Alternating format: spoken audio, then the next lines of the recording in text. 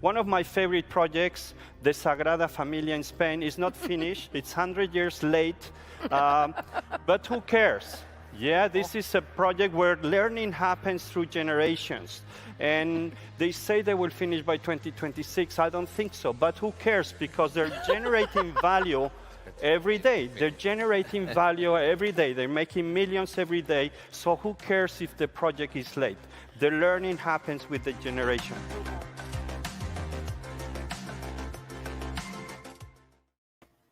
Hello, hello, hello. This is Marshall Goldsmith, executive educator. I'm an executive coach. I'm an author, and I'm the founder of a group called 100 Coaches, which includes wonderful, wonderful people, including the person we're going to be talking to today, Antonio Nieto-Rodriguez, wonderful human being, world's expert on project management. We met at Thinkers 50 when he won the award as the #1 project management guy in the world.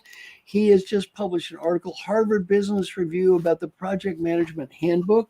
He knows more about this topic than anyone in the world. I am so honored to have him be a member of our group. He's a great guy. Antonio, say a couple of words about who you are, and we're going to get started.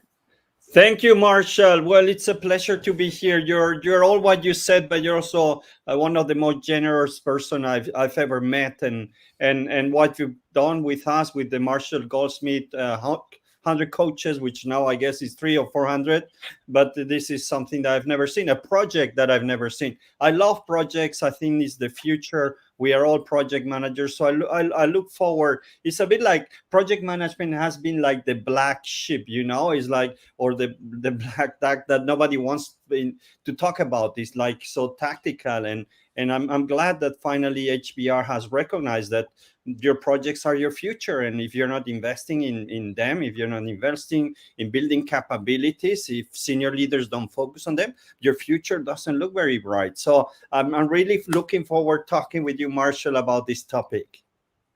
The issue of project management or the project economy, as you say, that's been going on since the Industrial Revolution. Now, what has changed? Well, I think there's two things that change a lot, Marshall. The amount of projects on a macro level that we're going to see, the need for development, reconstruction, it's much bigger than after the Second World War or the financial crisis in 2008. So what we're going to see in the next 10 years, we've never seen in projects everywhere, infrastructure, healthcare, economy. There's going to be, and of course, technology and disruption. So we're going to see around us so many projects. The second big factor, Marshall, is the type of work within organizations. For over 80 years, operations has been the biggest block in a business. Operations, that's where we all had the job description in a box in operations. We all specialize in one topic, marketing, finance. We all have processes to be repetitive, but operations has been completely disrupted.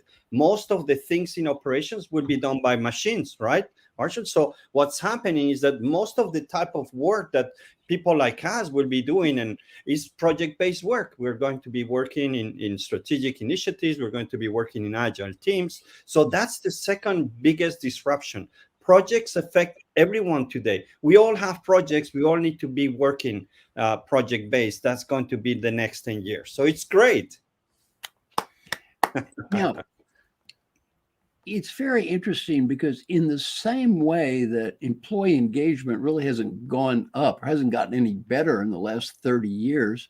Oh, by the way, hello, Dr. Pramod. We've got some nice people just sending us notes. Very much welcome. Dr. Alex, welcome from Dubai. I'm going to Dubai in December, Dr. Alex. Hello from France. So we have people calling in from around the world, Yes, we have someone from Rwanda.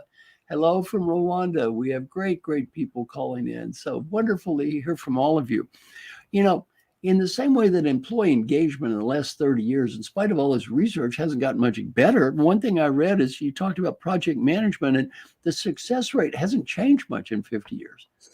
Why not? Well, yeah, that's a bit of a shame. I feel that we've not done enough to understand the root causes. Why 60 to 70% of projects fail? And I was recently reading at artificial intelligence projects, big data, digital transformation. The numbers is 70 to 80%, again, by big consulting firms and other researchers. How can you fail so much Marshall, I don't know. I know you're one of the top world executive coaches, and I'm sure you don't fail not even 10% of that. But how can we in projects fail so much? So that's one of the biggest part of my research is how can we do better? How can we with the book, I'm trying to provide new tools, simplified version of some of the very traditional tools so that we can all do better. Imagine the world when we could do just half of the projects succeed. Wow, this would be amazing. So that's my goal, Marshall, doing projects better. Well, one of the things that we do in the 100 Coaches, you get an opportunity to interact with some other great, great people. One of them is Alex Osterwalder. Alex is a wonderful guy. And then I'm going to talk about Sandy Ogg. Let's talk about Alex first. You're pretty familiar with his work. How does your work align with what he's doing? Well, besides you, Marshall, who has been a great inspiration throughout since I met you and before, Alex Osterwald and Yves Pignon developed what we all now call as the business model canvas. So they came up with this idea that in one kind of slide, you could understand the fundamentals of a business. You could have good discussion with all your teams and stakeholders. So align on the key fundamentals of a business. And I say, well, if Alex and Yves can do a canvas, one pager to get the picture around the business model, why don't we have something so simple in project management or in projects? Yeah, everywhere you go, every company you talk to, they have different ways to look at projects. I said, well, I want to change that. I get inspiration from Alex. I even discussed with Alex and Yves my proposal and say, well, twist this and change that. So one of the biggest elements of the book is I provide the project canvas, anything that our kids can use and managers can use and senior leaders can use to understand all the elements that make a project successful. So that's the inspiration. I want to thank, I already thanked Alex and Yves for giving me that direction, which I really think is what we needed in this space. A couple of points. Another person I think would be great for you to talk with is Sandy Ogg. Now, Sandy's area of expertise is talent to value. And his feeling is in many organizations that certain roles are underappreciated. These roles are critically important to the future of the company, yet they're not recognized. He gave an example in one of his stories about, he asked the CEO about the procurement guy, and the CEO didn't even know his name. The guy has literally $600 million on the bottom line, more or less, if he does a good job. Didn't even know his name. He's one of the most important people in the company. What do you think about project management? Just getting that whole role recognized as more important in the company. I absolutely agree. I think, Marshall, that has been probably my biggest quest in the last 15 years, getting the recognition of the role of project management. I love the work from Sandy, which I had the pleasure to meet through you in Washington when we had that MG100 meeting a few years ago. And I was blown away. I think he tried to do the same for HR and bringing value to organization through HR. And that was another big inspiration for me. How can we get that recognition with that? One thing I say, Marshall, we hear so much about Agile. We hear a lot about innovation, the big media, but very few people do Agile. Very few people do innovation. You don't need to be innovating all the time, right? You just need to be happy with your job. But we all do projects. And we are not trained. We're not put on the spotlight. How can we do that better? And Sandy has been a reference because he has elevated HR to the highest level as a big driver for the new economy. So I love what he does. And yeah, we talk a few times about how to position project management too. It's interesting. If you had to take the leaders that you've worked with who really are the role models at this, the people you say, these are the people I would hold up as role models, as people to learn from. What is it that they're doing differently that really puts this in a better perspective so that their batting average is much higher towards success? Well, I've done research thousands of projects, Marshall. There are some examples which are brilliant, but I want to refer to a good friend of yours, which is Alan Mulally. Alan, I had again the pleasure of meeting Alan, and beyond his amazing charisma and knowledge, is very humble. Like every people around you are humble, Marshall, and generous. So I had the chance to talk to him, and Alan developed one of the most amazing projects I've ever seen with the Boeing in 1990, something like that. And I learned the story. And he was, if you want a role model, look at Alan, what he did in that program. He was amazing. He engaged in a project. Usually you have the clients, you have the suppliers, the contractors. He put everybody together. And he say, well, the one thing that I love about Alan is he invited everybody to the project steering committee that happened once a week. And then he was recommending to bring issues. Yeah, bring us the issues to this committee because we love to solve them. So you're not going to be punished. And so it's so different than what the common practice that we use of, yeah, if you have a problem, it's not good. Let's keep silos within the project. No, everybody has to contribute. So Alan, if people want to read about him, he has great books. And I love Alan as well because he has inspired me and opened my mind on regards of big projects. Yeah, Alan is an amazing human being. And, my new book, I talk a lot about him and the contribution he's made. And, one of the things that I think it's important to think about in project management, because my area of expertise is not the macro level like yours, it's much more the micro level. Yet I'm sure many of these same concepts apply. Can you now, don't talk about corporations for a second. Just talk about the human beings that are listening to this call right now. Just the regular day-to-day people. What are some of the learnings from project management they could apply in their own lives to help them achieve greater success? Well, yeah, I think there are a few things that anybody can learn. One of the things which is a bit against the common understanding is that in a project, before you start, you will look at the business case, right? Is what's the cost and what's the return on investment? And I've realized that people don't get excited by that. Who cares if the project will get a 10% ROI or a 15? People like purpose. And people get engaged by purpose. So one thing that I recommend is, yeah, business case absolutely is important. We need to make sure that we invest on the things that will bring more dollars or impact or whatever you're working in, which sector. But what matters is, why are we doing the project? It's not an HR system. Marshall, I talked to a project manager the other day. He says, I'm building a new HR system. I say, what?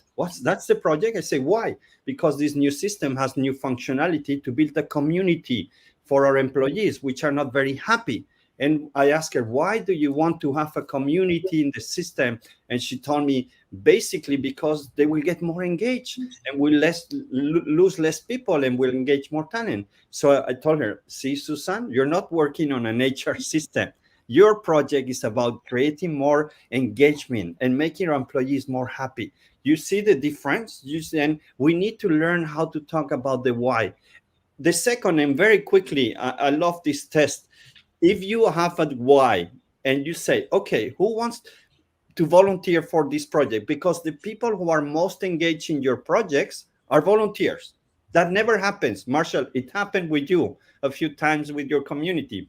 Right. But businesses will say, hey, Antonio, tomorrow you're starting this project. Marshall, you're starting this project. Did they check if you want to or if you're interested? No. But the most engaged people are volunteers. So right. If you say, who wants to join this project? And nobody wants to join the project, don't start.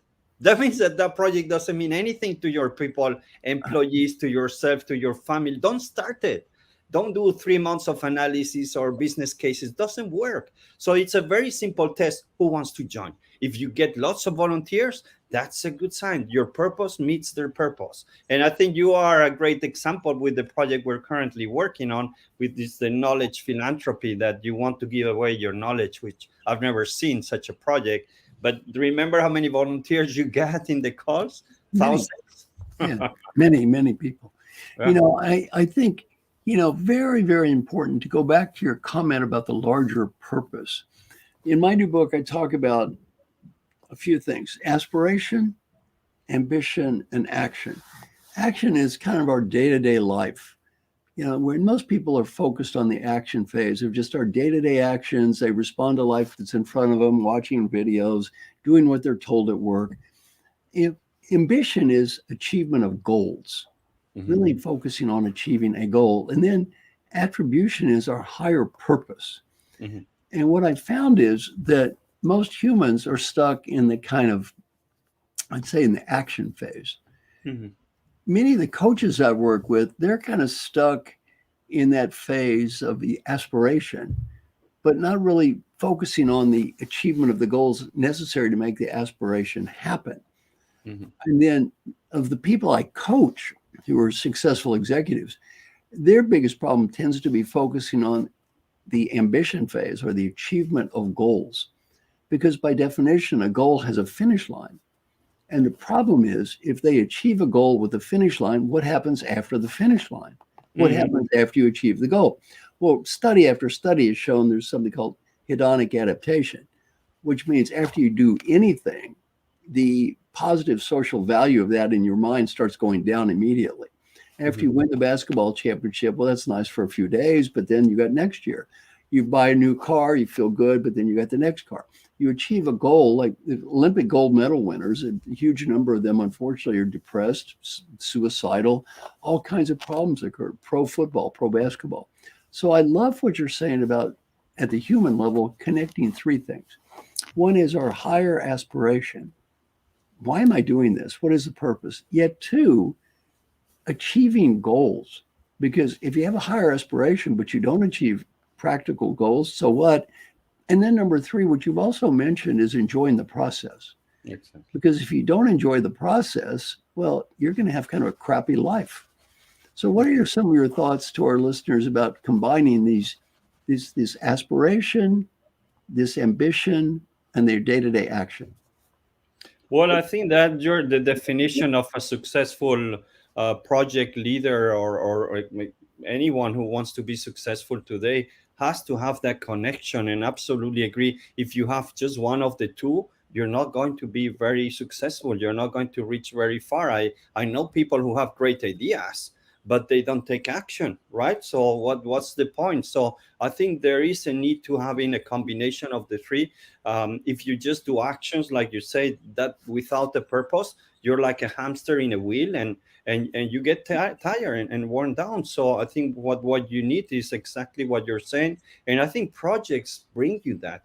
I strongly believe, and have talked to many people who are in their late stages of their careers, and when they talk to me, they say, I remember projects. Some of them didn't go very well, but still remember, it was tough, painful, but we were a team and we fought very hard and we came close to, or we had this amazing project. I still remember. So projects have those three elements, because you need to have a plan, you need to have some objective, you need to move and contribute, and then you have that higher purpose. So I do believe that projects is the one of the most undervalued tools that organizations have to engage their people, to make them happy, to push them a bit towards excellence, and make them proud. I always talk to companies, say, what is your number one project? And they give me a list of 25 projects. I say, which one is the one that will make your staff proud? And they go, what? Well, no, but you need to work. There's always one project that should make your staff proud and happy to go to work, and committed. And if you don't have that, then you struggle. Now, you have had a great career as the world's expert in the topic of project management.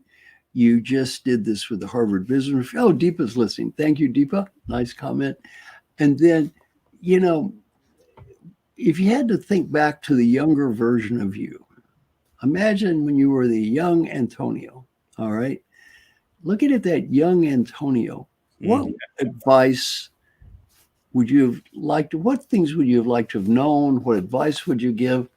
What would you share with that young version of yourself? Which, by the way, maybe there's a young Antonio listening to us right now. So, yeah, thank you.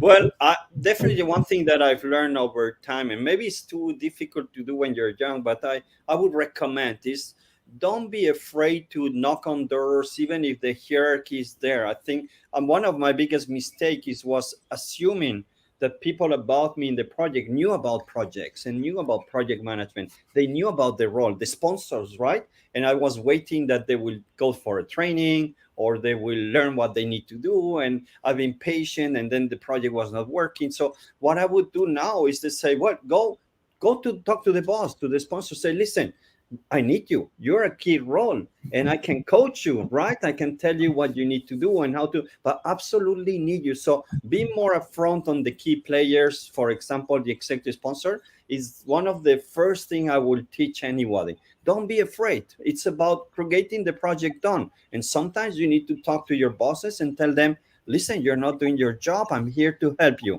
And that's a big, big step change. Maybe the second, just to cover this quickly, I had to adapt my language. I was talking project management to my stakeholders, business people, government people, say my project plan, my Gantt chart, my triple constraint. Nobody cares. I realized they want to know why the project is important for them. They want that I talk their language, and they say, well, with this project, I know you have this priority. We're going to help you. And I think that's two things of what I would have done. I would have probably been more successful at my early stages. But thank you. Great question. Now, I want you to provide some coaching to people about your book, Project Management Handbook. Again, Harvard Business Review, very important to be recognized as a world expert by Harvard Business Review, by Thinkers 50. You've received so much acknowledgement in this field. Now, what advice do you have so people who do read your book, which, by the way, I highly recommend, buy the book, buy the book, buy the book. What do you recommend to people who read it so they can get the most out of it? I think absolutely read it. It's entertaining. It has amazing projects, great stories. Alan, Marshall, I reference to both of you and more of the MG. But I think what I want is that you have the tool. I bring you the tools to be successful. I think one of the biggest problems we had in project management is that we always thought there's just one methodology, either the waterfall project management, the more traditional, or agile. And it's one or the other. And you had to fight and say, well, I'm agile. And that very polarizing, which was wrong. In my book, I say, well, agile is great, project management is great, change management is great, product, startup. So I think we need to embrace them. And I do believe that there's many people. I think there's the community of project managers, change managers. They're ready for the project economy, where most of our work is carried out through projects. But there's about 80% of the people who had a functional job and they move into this space and they're not prepared.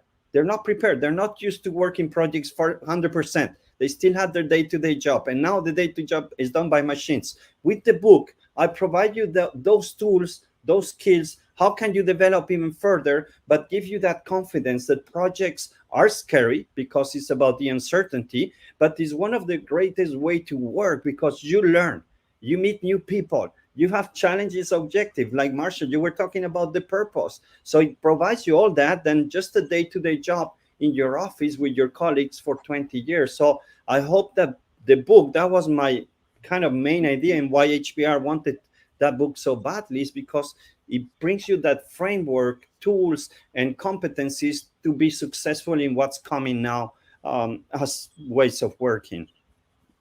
Wonderful ideas, wonderful ideas. And finally, final thoughts. If you had to share your final thoughts with the group, you've had a wonderful career. Number one project manager in Thinkers 50. That's where we met and celebrating. You've got a wonderful new book, Harvard Business Review, and just all the people listening, just to help the nice people who are, kindly listening to us. What are some final thoughts you'd like to share with the audience? Well, I want to share, Marshall. I was not a genius at school. I was never really bright in my exams. I just passed. But I found for myself, like, not just the passion. I think passion is important, but a purpose in life. And my purpose was to make project management accessible to everybody and recognized by senior leaders. So, and I was not super gifted. I just had clearly what I wanted. And I worked really hard, and I got together with people like you, Marshall, so generous, where you can learn and get better. So my my whole career has been about learning for people that I admire, you, Alan, getting better myself, accepting challenging situations where you say, oh my God, what I'm going to do now, but then things move on. And I think most of us can succeed in our dreams. It's a question of hard work and having a purpose, and really being focused and dedicating most of your time to that. And I believe everybody can, Marshall. You know, we get all kinds of wonderful comments. I was looking at the comments people are sending in. We have wonderful questions. And if you don't mind, I'd like you to just respond, because we don't have time to do it now to answer all these questions. Sure. But if you could look at my LinkedIn feed, I'm looking at just so many good comments, and so many questions are coming in as we're speaking. And so, you know, we've already had 1,000 viewers. So if you could just respond to these, I think that would be great. You know, just a final thought. Peter Drucker taught me a wonderful lesson that I've shared around thousands of times. Some of my clients have heard me say this 50, 60 times because they don't get it. That is, our mission in life is to make a positive difference, not to prove we're smart, not to prove we're right. We're here on earth to make a positive difference. And then number two, every decision in life is made by the decision maker. It's not the smartest person, the best person, the fair person, the right person. It's the decision maker. And I need to influence you, and you're the decision maker. There's one word to describe you. That word is customer. One word to describe me is salesperson. Customers never have to buy, salespeople have to sell. Change what you can change and accept what you can't change. And I think really an important point on project management that you make is understanding who is the ultimate customer, who are the decision makers, and how can we do this in a way that makes a real positive difference and not get lost in proving we're smart or right. And again, one of the challenges, I have a degree in math, one of the challenges with engineers is getting lost in logic, rationality. Poor me, it's not fair, it's not right. How do you tell people, how do you teach people to deal with the irrationality of life, the fact that managers are often as crazy as they are? And that's part of what we're here for, to make a positive difference in a crazy world. Great. Beautiful. Thank you, Marshall. Thank you, Antonio. You're a great friend and a wonderful person. My life is better because I've known you, and no one could have a better honorary son than you. So thank you so much. Thank you. So much.